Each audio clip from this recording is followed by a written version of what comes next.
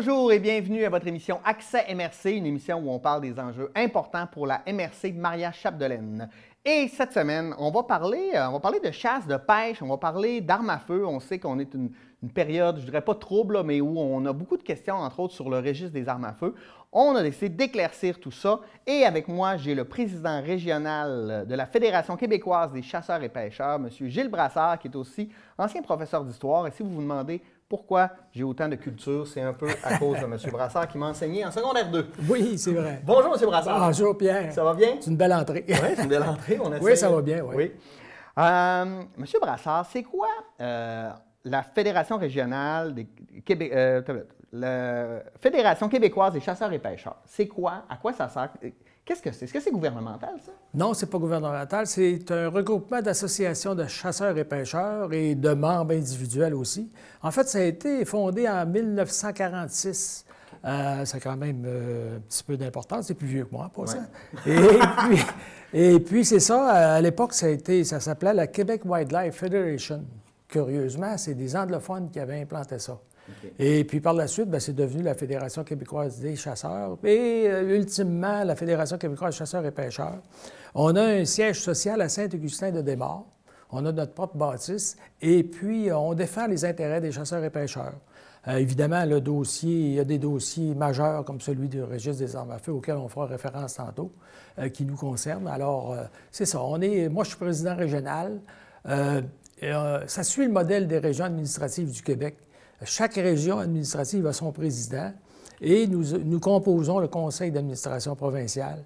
C'est là qu'on prend des orientations, décisions, recommandations. En fait, on est un peu un comité aviseur au ministère de la Faune et Parcs, Faune, Forêt et Parcs, qui nous demande, si vous voulez, des avis là, pour alléger certaines contraintes législatives ou encore une espèce de dialogue aussi pour établir des plans de gestion des orignaux, plans de gestion de la Wananiche, plan de gestion du chevreuil, du cerf. Alors, on a comme ça des tentacules un peu partout là, dans ce qui concerne les intérêts de la chasse et de la pêche. Fait que vous faites vraiment le lien entre ce qui est gouvernemental puis sur le terrain, les chasseurs, les pêcheurs, là, parce qu'on sait des fois que les fonctionnaires, ils sont, je veux pas les insulter, mais déconnectés un peu de ce qui se passe sur le terrain. Fait que vous êtes un peu la courroie entre le terrain et l'administratif. Exactement, on est la courroie de transmission.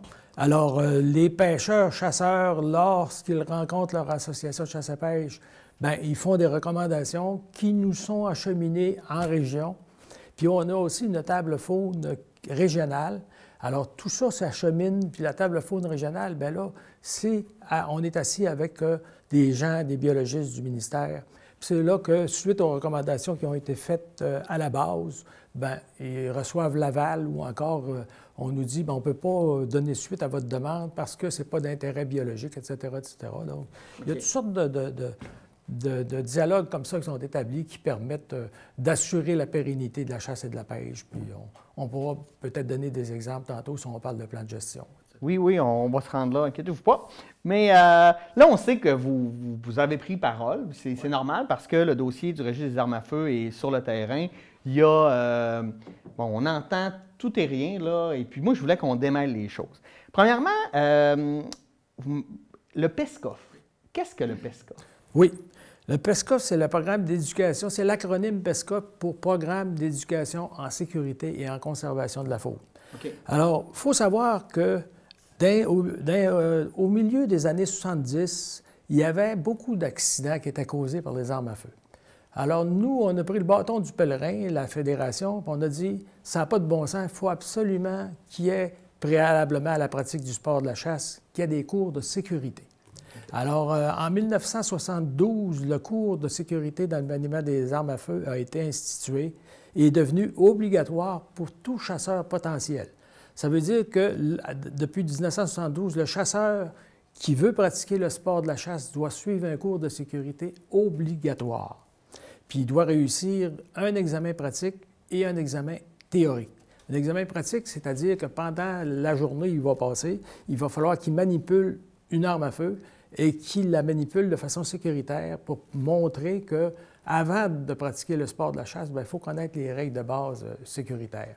Donc, ce programme-là Il y a des modules aussi qui concernent la chasse à l'arc. Il y a des modules aussi qui concernent la trappe. Il y a toutes sortes de modules comme ça qui font que les personnes qui vont pratiquer le sport de la chasse et de la pêche vont avoir suivi des cours, puis vont pratiquer leur sport de façon sécuritaire et aussi en suivant les règles, les plans de gestion, en suivant aussi les quotas qui sont établis, puis surtout les faire comprendre pourquoi on établit des quotas, puis pourquoi il y a des contraintes, etc., pourquoi il y a des permis. En tout cas, c'est toutes sortes de choses comme ça qui sont discutées via notre fédération. OK. Puis ça prend combien de temps pour passer ce cours-là, par exemple? En fait, mettons, peut-être pour en venir au registre, là, oui. Mettons que, Pierre, toi, tu n'es pas un chasseur. Oui, effectivement. Tu décides, à un moment donné, tu dis, moi, j'aimerais ça pratiquer la chasse. Bon.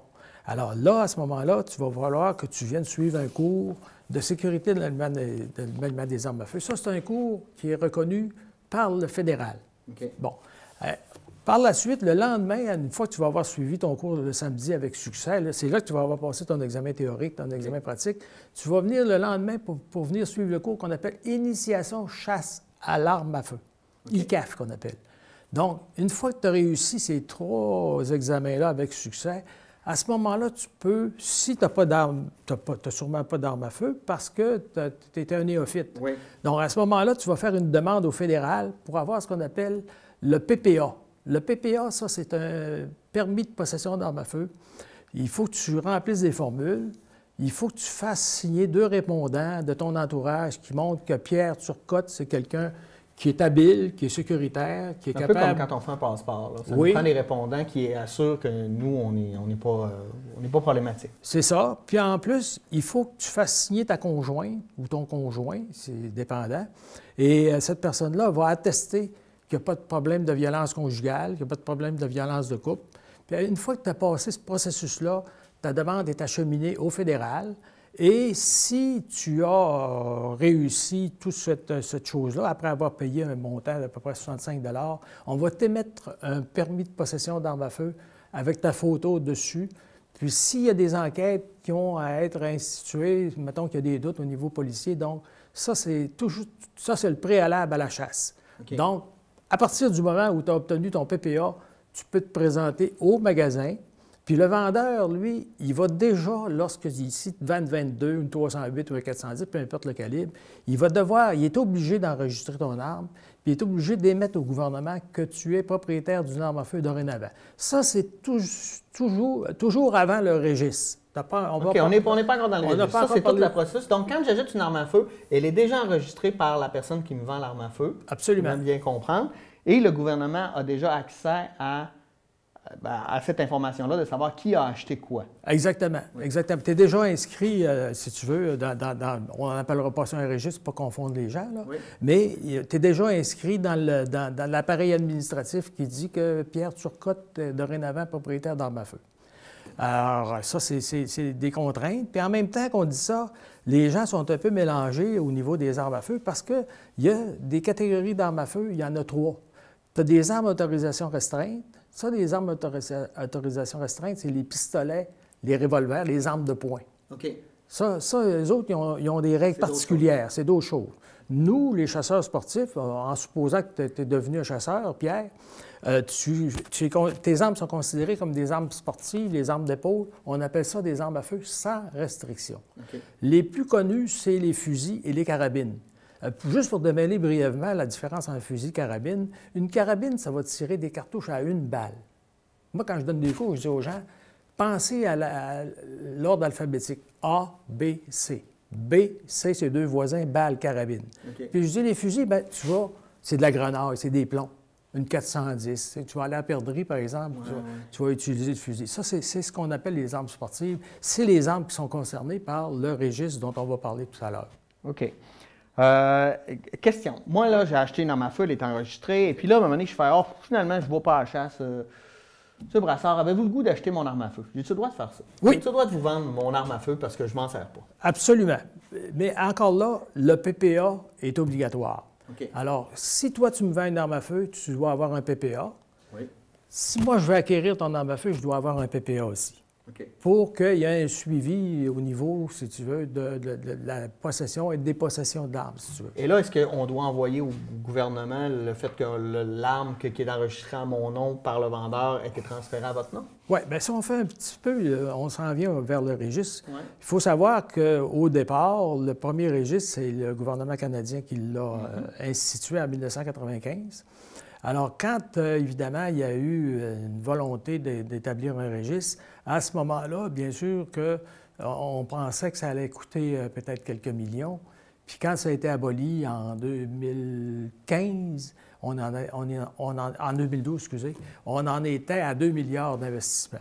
Bon, évidemment que ça a été... C'est ce qui a fait que le gouvernement canadien a aboli le registre à cause des dépassements de coûts, puis à cause aussi de toute l'inutilité, entre guillemets, des armes, nonobstant le fait que les policiers disent qu'ils utilisent les données du registre avant d'intervenir dans un foyer. Bien, on a vu, justement, dans les discussions chaudes autour du registre québécois, que des policiers à la retraite, 25 ou 30 policiers à la retraite, ont dénoncé l'inutilité de ce registre-là, en disant dans leur lettre qui a circulé sur les réseaux sociaux qu'on serait beaucoup mieux d'investir ces argents-là sur l'éducation, sur la santé mentale. Parce qu'il ne faut pas oublier, Pierre, que le propriétaire de l'arme à feu comme telle n'est pas dangereuse. C'est pas plus dangereux qu'un couteau, qu'un tournevis ou n'importe quoi. C'est la personne qui l'utilise à mauvais escient ou à bon escient qui, dans le fond, et la personne qui peut provoquer un malheur ou n'importe quoi. Alors, c'est sûr qu'on comprend très bien le désarroi des gens qui ont vécu des situations de perte de vie dans des... Mais ces gens-là vous diraient, oui, mais on pourrait... La personne qui a un problème de santé mentale pourrait, par exemple, oui, attaquer quelqu'un avec un couteau, sauf que c'est beaucoup plus facile et efficace et destructeur si j'ai une arme à feu, non? C'est sûr que c'est plus percutant quand il arrive quelque chose avec une arme à feu. On comprend très bien ça, mais encore là, la loi oblige les propriétaires d'armes à feu déjà à des contraintes majeures. Par exemple, si j'arrive dans un foyer, vous allez venir chez nous, Pierre, moi, vous ne pourrez pas accéder à mes armes. Pourquoi? Parce que la loi dit, Gilles, tu es propriétaire d'armes à feu, il faut que tu entreposes tes armes, il faut qu'elles soient inopérantes. Comment être inopérant? Soit en les mettant dans une armoire barrée sous clé, ou encore avec, on appelle ça une sûreté de détente, c'est un cadenas qui est apposé au niveau de la détente, qui est barré, et qui empêche que cette arme-là puisse être utilisée. Puis la loi dit, non seulement ton arme est barrée, mais tes munitions ne doivent pas être immédiatement à côté des armes à feu dans les demeures, dans les résidences. Moi, je vous dirais, Pierre, qu'actuellement, il y a sûrement 60 des propriétaires d'armes à feu qui sont déjà dans l'illégalité. Pourquoi? Parce qu'ils ne connaissent pas cette obligation d'entreposer des armes à feu. Alors, parce que vous n'en parlez pas de ça dans les cours? Oui, absolument. Mais sauf que c'est des personnes qui ont suivi le cours au tout début, si vous voulez, dans les années 70, et puis qui n'ont pas été recyclés. Puis malheureusement, c'est pour ça que nous autres, on dit qu'il faudrait que l'éducation se fasse au départ sur ces contraintes-là. Pourquoi qu'on ne dirait pas, on ne ferait pas de la publicité dans les journaux ou encore à la radio, télévision pour dire, bien, vos armes sont-elles bien entreposées? Vos armes sont-elles inopérantes actuellement? Oui. Déjà, je pense que ce serait un départ. Puis il pourrait y avoir aussi des argents qui sont consacrés à l'éducation. Puis, comme on disait, les problèmes de santé mentale, malheureusement, il manque peut-être d'investissement à ce niveau-là. Oui, clairement. Vous avez parlé du Parti conservateur qui avait aboli le registre des armes à feu fédéral. Vous me dites que c'est une question d'argent, mais c'était aussi une question idéologique, en ce sens où, quand le Québec a dit « c'est correct, vous voulez vous en débarrasser, nous, on voudrait récupérer les données pour les utiliser. » Ça ne coûte rien, là. Et le gouvernement fédéral a quand même dit non, on les détruit. Donc, il y avait quand même quelque chose d'idéologique derrière ça. Bien, c'est sûr que déjà, la réglementation des armes à feu, c'est à saveur fédérale, ça dépend du fédéral. Il y a une contestation d'ailleurs en cours par certains groupes qui disent que la juridiction fédérale, autrement dit, la législation provinciale, est en conflit avec la législation fédérale. Mais ça, embarquons pas là-dessus, c'est une affaire de droit, c'est des choses qui vont être réglées en cours. Alors, le nouveau registre, dans le fond, il y a certaines aberrations. Il est inutile déjà au départ, on va vous dire pourquoi. Bien, c'est ça. Moi, là, pourquoi, là, vous vous positionnez contre? Moi, je vous ai entendu dire, bon, il est là, on n'est pas contre la loi, là, on va la respecter, mais on est contre. Pourquoi vous êtes contre? Bien, moi, au départ, je dois dire que j'ai enregistré mes armes. Oui. Évidemment, c'est sûr que nous, notre fédération, on a pris position contre le registre des armes à feu, mais sur le fait qu'on adhère à l'obligation légale, on n'est pas des contrevenants, donc on n'ira pas recommander à nos chasseurs de ne pas enregistrer leurs armes. Alors, qu'est-ce qui nous embarrasse dans le registre? Bien, écoutez, comme je disais tantôt, on a déjà des obligations d'enregistrement d'armes à feu quand on les achète. On a déjà les obligations de bien l'entreposer. Pourquoi rajouter encore quelque chose? Vous savez, il y a 70 présentement des chasseurs qui n'ont pas enregistré leurs armes. C'est pas des bandits, ces gens-là. C'est des grands-pères, c'est des grands-mères, c'est des honnêtes citoyens, mais ils sont débordés. C'est comme un peu la goutte qui fait déborder le vase, là. Ils en ont soupé de toutes ces contraintes-là. Alors, c'est des gens qui sont respectueux des lois, c'est des gens qui pratiquent la chasse dans tout le respect. Alors, évidemment que le lobby anti-armes à feu, il est très, très, très, très puissant. Puis c'est sûr que les politiciens, eux autres, bien, quand il y a beaucoup de pression qui se font, bien, eux autres, ils répondent par des lois. C'est de même que le registre a atterri comme ça, mais en coulisses, vous savez, nous, on parle aux députés. Il y a 75 députés actuellement de la CAQ, puis la majorité de ces députés-là proviennent des régions. Où sont les chasseurs et les pêcheurs? Moi, je peux vous dire qu'il y a beaucoup, beaucoup de députés qui ont été approchés par nos pairs PAIRS, là, et ils se disent en coulisses, bien, écoute, on va t'aider à essayer d'alléger, puis ultimement d'abolir, mais bien sûr que ça, c'est du temps, puis c'est beaucoup de...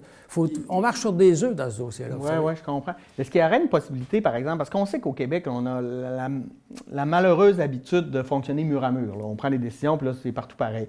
Est-ce qu'il y aurait une possibilité de décentraliser des pouvoirs pour que la gestion des armes à feu soit plus locale ou régionale, qui permettrait à je sais pas moi, à Montréal, où il doit y avoir très peu de chasseurs... peut-être pas, là. C'est pas bête ce que tu dis, Pierre. Écoute, ça pourrait être une alternative. Nous, encore, là, quand on parlait tantôt du fait qu'on s'oppose au registre, on se demande justement pourquoi le Québec, il fait encore partie de la Confédération, on est une province, pourquoi on est la seule province du Canada où les chasseurs sont considérés, entre guillemets, comme des dangereux. Ouais. Ailleurs, au Canada, ça ne se fait pas, ça. L'aberration, je vais vous en donner un exemple. J'ai des personnes que je connais qui demeurent dans la région de Hull, là, près de l'Ontario. Eux autres, ils ont résolu leurs problèmes. Ils ont dit, ouais, quand tu es propriétaire d'une arme dans une résidence du Québec, tu dois enregistrer ton arme, pas de problème. Moi, j'ai un copain qui est de l'autre côté de la rivière, qui demeure en Ontario. Je vais porter mes armes là pendant l'année. Puis quand j'arrive à la chasse, je vais chercher, je vais chasser. C'est tout à fait légal. Ouais. Ah, c'est une aberration, ça, voyez-vous. Mais nous autres, évidemment, en région, on ne pensera pas à ça. Tout ça pour vous dire que de l'application du registre comme tel, là, ben, quand je disais tantôt que j'ai enregistré mes armes, vous savez, j'ai donné de l'information, Pierre, là. J'aurais écrit n'importe quoi, là. Tu sais, je veux dire, qu'est-ce qui vérifie si vraiment mon arme correspond à ce que j'ai écrit? Ouais. Puis le fait aussi que quand vous avez acheté vos armes, il y a déjà un pseudo-registre qui est créé. Je ne comprends pas comment ça fait qu'on ne peut pas donner ces informations-là. Bien, ils sont données, ces informations-là. Ils sont données. Okay. Vous allez aller ici dans des commerces de vente d'armes à feu, là, sont obligés, le vendeur est obligé, à partir du moment où tu as acheté ton arme, il prend ton enregistrement de numéro, puis il s'en va dans une filière provinciale. Okay. Ça existe déjà. Là, vous allez dire, peut-être les anciennes armes, à ce moment-là, n'ont pas de suivi. Mais quand même, il faut commencer quelque part, à un moment donné. Puis, par exemple, là, moi, je me dis, je sais pas, moi, il y a une intervention policière pour, je sais pas, moi, justement, un couple là, qui chicane, violence conjugale. Là, le policier s'en va, il vérifie le registre des armes à feu, il dit « Oh, il y a des armes dans la maison, on va intervenir différemment. » C'est pas un argument qui serait probant, ça? Bien, justement, quand je faisais référence tantôt aux policiers à la retraite, eux autres, ce qu'ils disent dans leur écrit, c'est que peu importe qu'il y ait des armes, en supposant que moi, par exemple, il y a une plainte qui se fait chez moi, ils vérifient dans le registre, puis ils savent, Gilles Brassard possède une carabine puis un fusil.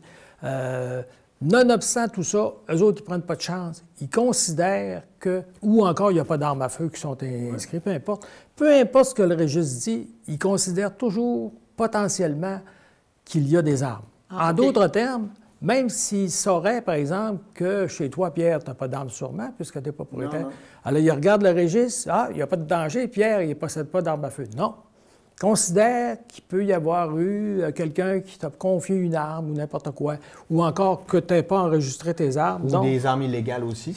On voit ça dans les groupes organisés. Ça veut dire qu'inconditionnellement, ils font toujours comme s'il y avait des armes à feu préalablement à leur intervention. OK. Puis il y a ceux qui disent, par exemple, je sais pas moi j'ai un permis de conduire, c'est quelque chose, j'ai mon permis de conduire, mais quand j'achète une auto, il faut que j'enregistre mon auto, il faut que je l'immatricule parce que je veux aussi que les autres le fassent, pour la sécurité, je sais pas. Mais c'est déjà fait, c'est un réflexe, oui, qui est tout à fait correct. Quand les gens argumentent de cette façon-là, je trouve ça correct. Mais comme tu dis, Pierre, c'est déjà fait. C'est déjà fait parce que tu as déjà un suivi. Okay. C'est pour ça que les gens sont ils trouvent tellement que c'est de l'aberration. C'est surtout de la dépense inutile. On est déjà rendu peut-être à 7 millions d'investis dans ce domaine-là. Cet argent-là n'aurait pas pu servir à des plans éducatifs dans n'importe quel domaine, vous savez. C'est ça qui est un peu déplorable, puis c'est ça qu'on déplore, nous, puis c'est ça qu'on dénonce surtout. Commençons donc, avant qu'il soit trop tard. Il y a le dialogue aussi à établir. Moi, là, ce que je trouve, c'est que présentement, les opposants puis les favorables, ils sont dos à dos. Pourquoi qu'il n'y aurait pas un dialogue qui soit bien établi entre eux autres pour qu'on puisse s'écouter mutuellement, stigmatise, puis qu'on puisse s'entendre si on parle d'éducation et n'importe quoi, pourquoi qu'il n'y aurait pas conjointement des programmes qui pourraient être établis, des programmes tripartites, il y aurait par exemple l'autorité gouvernementale, avec les personnes qui sont opposées, avec les gens qui sont favorables, puis établir une table de concertation qui ferait des recommandations. Puis peut-être que, ultimement, ces recommandations, une des recommandations serait peut-être d'avoir un registre aussi. Ouais. Mais au moins, il y aurait quelque chose qui aurait été discuté, puis il y aurait eu quelque chose qui aurait fait consensus. Parce que là, moi, ce que je vois dans les discussions, c'est que les gens restent beaucoup sur leur position. Fait que là, l'ouverture au dialogue ne semble pas tout à fait là... en général. Puis il y a une autre chose, c'est qu'on voyait des sondages qui disaient que 80 de la population trouvait ça légitime d'avoir un registre des armes à feu. Donc ça aussi, ça aide le gouvernement à passer sa loi. En fait. Absolument. Puis il faut savoir aussi, encore là, que quand on regarde les réseaux sociaux actuellement, bien, la tendance dit que le lobby pro-armes à feu, c'est-à-dire le lobby pro-registre, c'est la région de Montréal. C'est sûr que dans la région de Montréal, bien, on parle d'une population quand même assez importante, oui. Mais on parle aussi que c'est pas là que la faune, c'est pas là. Non, mais ça on est d'accord. D'où mon point de peut-être décentraliser là, cet aspect-là. Ouais. Est-ce que l'image que les États-Unis ont, le National Rifle Association aux États-Unis, qui sont très... extrémistes. Sont très extrémistes. Est-ce que ça peut aussi donner une mauvaise image ici au Québec des chasseurs et des pêcheurs qui veulent avoir des armes à feu pour le sport? Complètement d'accord. Ouais. Complètement d'accord. Moi, je pense que autant il y a du laxisme aux États-Unis à ce niveau-là, dépendant des États, autant ici au Canada puis au Québec, surtout au Québec, il y a... c'est complètement aux antipodes. Ouais. C'est pour ça que je dis qu'il y a un vrai moyen, mais il ne faut pas camper nos positions. Il faut penser à pouvoir réciproquement discuter puis voir comment on pourrait faire un consensus qui pourrait plaire à l'ensemble de la population, puis surtout assurer la sécurité pour éviter qu'il y ait de tels malheurs qui peuvent se produire là, à cause des armes à feu puis à cause d'autres choses aussi. Là, le temps file. Je veux qu'on parle aussi du plan de gestion, en fait, et l'effet régulateur de la chasse et de la pêche. Oui, absolument. L'effet régulateur, c'est que la chasse et la pêche, ça a un effet régulateur. Je m'explique. Vous savez, quand on regarde l'ensemble des espèces fauniques, s'il y a une surabondance d'une espèce parallèlement à l'autre, il y a un déséquilibre. Alors, lorsque, par exemple, il va y avoir, je vais vous donner un exemple d'oiseaux migrateurs, mettons qu'il y a trop d'oies blanches, il y a trop d'outardes, bien, on va augmenter le quota pour permettre justement d'amoindrir cette population-là qui est en train d'hypothéquer la population d'à côté. Oui. Donc, c'est pour ça qu'en établissant des plans de gestion, on permet assurer la pérennité des populations. Je vais vous donner un bel exemple. Dans les années 70, il y avait une population, le cheptel orignal, il était en déclin. Okay. Le cheptel veut dire ensemble du troupeau, entre guillemets, l'orignal.